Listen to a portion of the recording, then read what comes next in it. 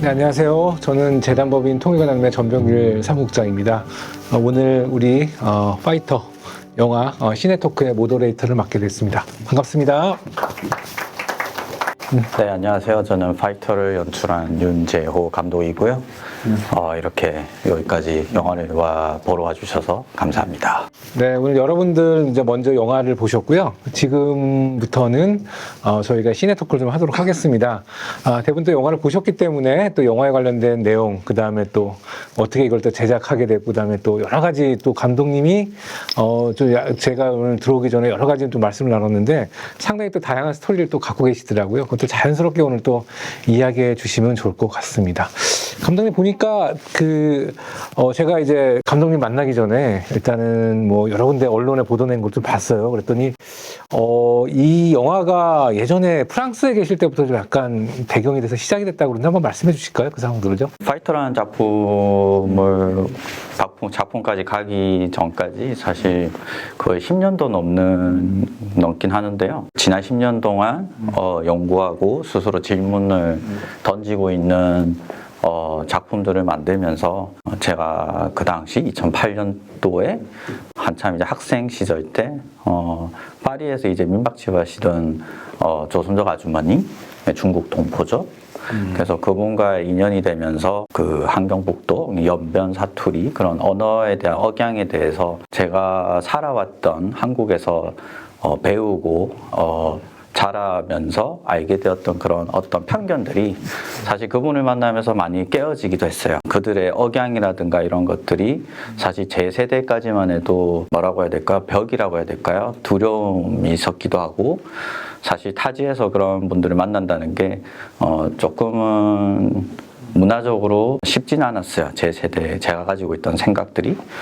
그러면서 그분과 같이 이제 민박집에서 잠도 자고 서로 이렇게 학생이다 보니까 서로 도와주고 하던 그런 시절에 사실 되게 좋았어요. 그분의 어떤 억양이라든가 그냥 들었을 때 그냥 따뜻했고 그냥 이웃집 좋은 아주머니 그런 느낌이었어요. 그런 생각으로 사실 많은 편견들이 깨어졌고 2008년도에 그러면서 그분에 대한 다큐멘터리 약속이라는 단편 다큐멘터리를 만들게 되었고 이후에 계속 제가 어떤 뭐 탈북하신 분들이라든가 타지에 살고 있다거나 이별을 하신 분들이라거나 그런 분들에 대해서 조사를 하면서 여기까지 오게 된 거죠. 근데 보니까 영화 속에서 주인공 은지의 사투리도 상당히 강한 함경도 사투리던데 그거에 또 영향을 받은 건가요? 자연스럽게? 그렇죠. 아무래도 제가 처음 만났던 분이 이제 그 연변 사투리를 함경북도 사투리를 많이 하시던 분이다 보니까 그 이후에 제가 중국에 가서 만난 분들도 마담비라는 다큐멘터리도 그렇고 제가 다큐를 통해서 취재를 3년, 길게는 6년 동안 취재를 하면서 만난 분들의 대부분이 억양들이 다 그쪽 억양들이 많았기 때문에 종종 평양에서 오신 분들도 있긴 있었지만 어쨌든 그런 분들과 얘기하면서 사실 여러 가지 이제 시나리오의 어떤 영감이라든가 그런 것들이 많이 반영이 되었던 거죠. 우리 배우분은 탈북자가 아니셨죠? 예. 그러면 이 친구들은 상당히 많이 트레이닝을 좀 한 것 같아요, 그러면. 사실 그런 게 되게 어려웠어요. 진아 역할을 한 성미 씨 같은 경우는 사실 신인 배우는 아니에요. 어떤 독립영화나 이쪽에서 내공이 꽤 있으신 분인데 그분을 이제 캐스팅하면서 사실 그분이 가장 이제 힘들어했던 것들이 이제 연기를 해야 되고 사투리도 해야 되고 이제 복싱도 해야 되는 사실 세 가지를 다 해야 되는 입장이었고 저희가 이제 준비 기간이 짧았어요. 한 달하고 한 달 반 정도밖에 준비 기간이 없었기 때문에 그 안에 모든 걸 다 사실 배우분께서 해주셔야 되는데 영화 속에 등장하는 부동산 이제 그 청년이 사실 이제 중국 동포예요. 그래서 이제 부모님이 이제 연변 출신의 중국 동포고 그래서 억양에 대해서 그런 것들을 코치도 해주시고 배역도 해주시고 해주셨죠. 파이터의 포스터를 처음 봤을 때 저는 제가 본 포스터는 이제 헤드기어를 쓰고 있는 우리 은지의 모습을 봤는데 그때 궁금증이 들었어요. 왜 맨 처음에 이제 복싱을 소재로 하게 되셨는지 왜 복싱이었는지 좀 그게 좀 궁금했습니다. 많이. 시나리오의 기획의 배경은 사실 저도 이제 한참 유학 시절에 같이 룸메이터로 있던 친구가 복싱을 배우고 있었어요. 그래서 그 친구가 하던 얘기가 사실 영화에 많이 반영이 되었는데요. 사실 복싱은 자기 자신과의 싸움이라고 항상 얘기를 했었어요. 그래서 링 위에 상대방이 있긴 하지만 결국 상대방과의 싸우는 나는 스스로에 대한 싸움이고, 저도 이제 링이라는 걸 실제로 봤지만 생각보다 TV에서 보는 것보다 훨씬 더 작아요. 그래서 어떻게 보면 굉장히 작은 공간에서 두 인물이 싸워야 하는 스포츠기도 하고, 그리고 규율도 하나밖에 없죠. 주먹을 써야 된다는 그런 어떤 규칙 하나, 그리고 작은 세상, 그런 것들이 사실 제가 알고 있는 탈북하신 분들의 어떤 세상과 좀 은유적으로 상징적으로 잘 맞아 떨어졌기 때문에 복싱이라는 소재를 제가 선택하게 된 거죠. 낯선 곳에서의 어떤 자신과의 싼, 그게 이제 바로 이제 복싱을 소재로 했던 거 같네요. 근데 제가 이제 영화를 보다가 궁금한 거 하나는, 이제 감독으로 계시는 이제 오강록 선생님께서 우리 이제 은지가 딱 그 우리 남한 친구하고 이렇게 스파링을 했을 때 KO를 시킨 다음에 딱 그 다음을 하려고 하니까 중지를 시켰단 말이죠. 근데 좀 이유가 있나요? 네. 사실 이제 진아랑 이제 윤서의 대결은 좀 어떻게 보면 되게 상징적이기도 하고요. 어떤 분단이라는 어떤 우리나라의 특성상 그런 상징적인 씬을 시나리오상에서 넣기도 했고, 코치가 이제 오히려 스파링을 해보라고 이제 제안을 하게 되는 거죠, 영화 속에서.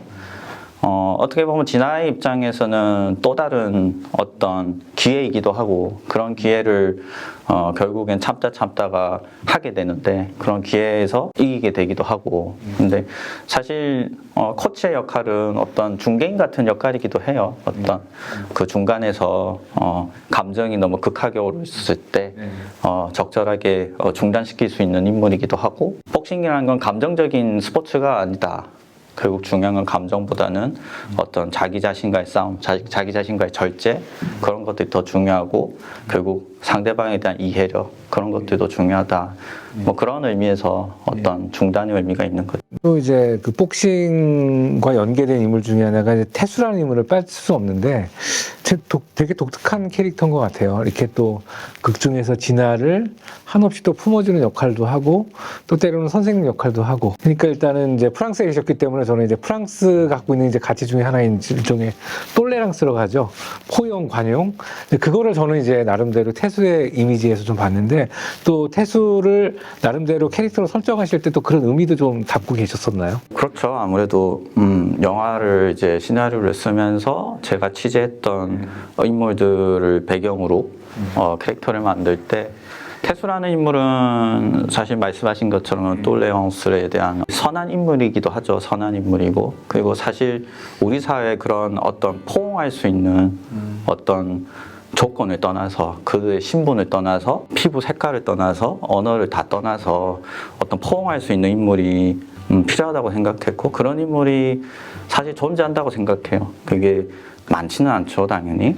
하지만 그래도 우리가 살아가면서 필요하죠, 우리 사회에. 네. 우리 사회에 항상 세상이 이제 점점 극단적으로 점점 여러 가지 어떤 사회적 위치라든가 정치라든가 경제라든가 모든 것이 극단적으로 돌아갈 때 우리에게 필요한 인물이 누구냐, 어떤 큰 인물보다는 어떤 누군가 한 개인의 삶을 그냥 그대로 포옹할 수 있는 한 인물, 작은 역할이지만 그런 작은 힘이 오히려 한 개인의 삶을 변화시킬 수 있다고 생각해요. 그런 것들이 많아졌을 때 어쩌면 우리 사회는 좀 더 좋은 세상이 올 수 있지 않을까, 사람들이 살 수 있는 그런 세상이 오지 않을까라는 희망을 담은 어떤 역할이기도 하죠. 근데 이제 태수하고 진아가 만날 때 이렇게 저는 주심이 갔던 게, 태수 몸에 문신이 있었잖아요.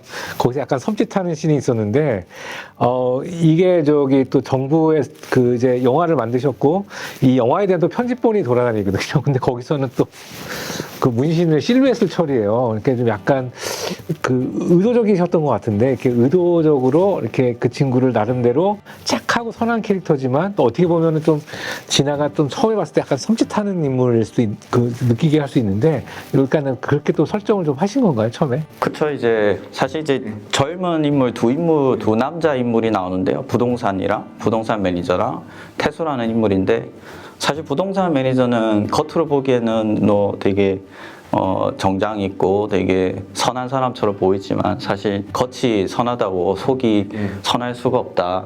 어떻게 보면 태수라는 인물은 겉으로는 좀 그렇지만 우리 사회가 생각하는 어떤 편견이죠. 결국 그런 인물도 사실 속은 되게 선한 인물일 수도 있다. 그런 인물도 사실 종종 제가 많이 겪어보기도 했고 많이 보기도 했고 그래서 결국 겉으로 드러나는 어떤 편견에 대한 것들을 좀 심어주고 싶었어요. 영화 초반에.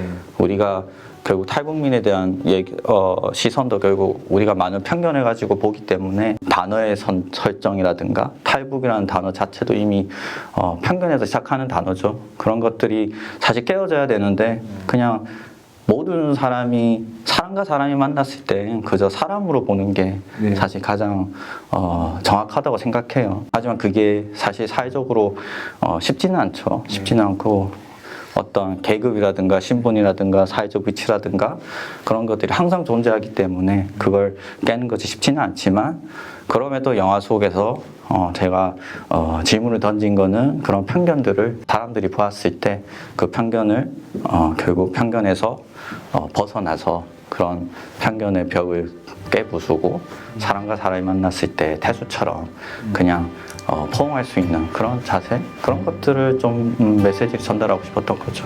되게 심오한 뜻이죠.